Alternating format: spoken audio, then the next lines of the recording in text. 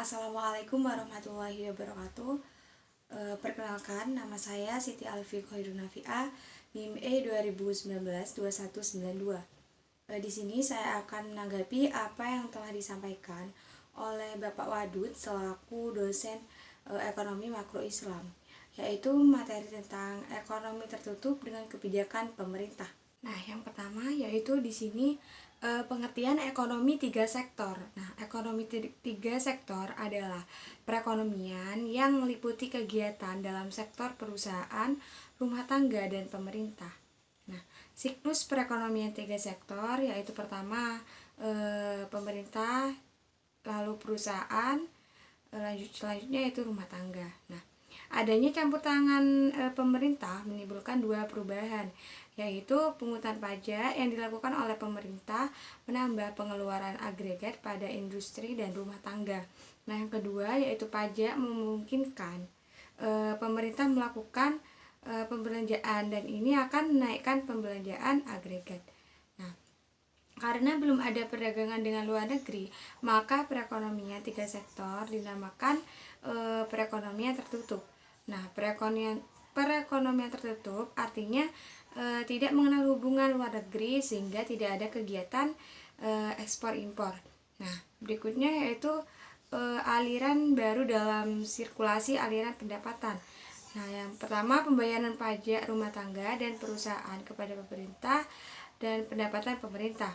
Nah, yang kedua yaitu pengeluaran pemerintah ke sektor perusahaan, lalu pembelian barang dan jasa yang diproduksi perusahaan.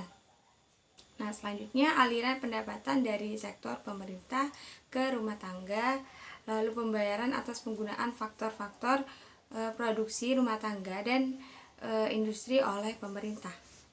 Nah, berikutnya yaitu pendapatan yang diterima oleh rumah tangga akan digunakan untuk tiga tujuan. Yang pertama yaitu ditabung. Nah, ketika kita mempunyai uang lebih, yang sebaiknya ditabung. Nah, yang kedua yaitu membayar pajak. Nah, adapun syarat keseimbangan yaitu penawaran agregat atau agregat demand dalam perekonomian yang tidak melakukan perdagangan luar negeri, sehingga pada keseimbangan pendapatan nasional berlaku persamaan. Nah, kemudian ada pajak langsung dan tidak langsung.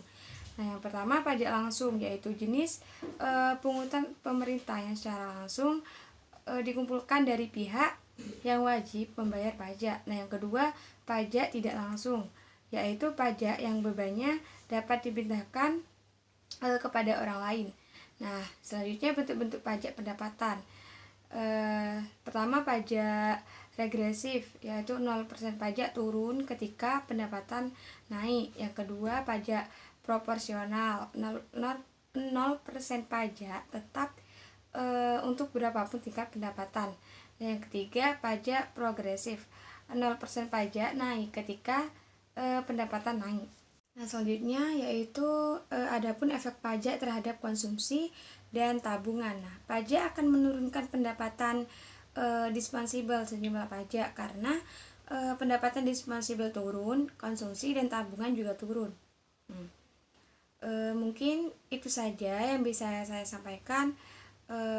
Apabila ada salah kata, saya mohon maaf. Wabillahi taufiq wal hidayah. Wassalamualaikum warahmatullahi wabarakatuh.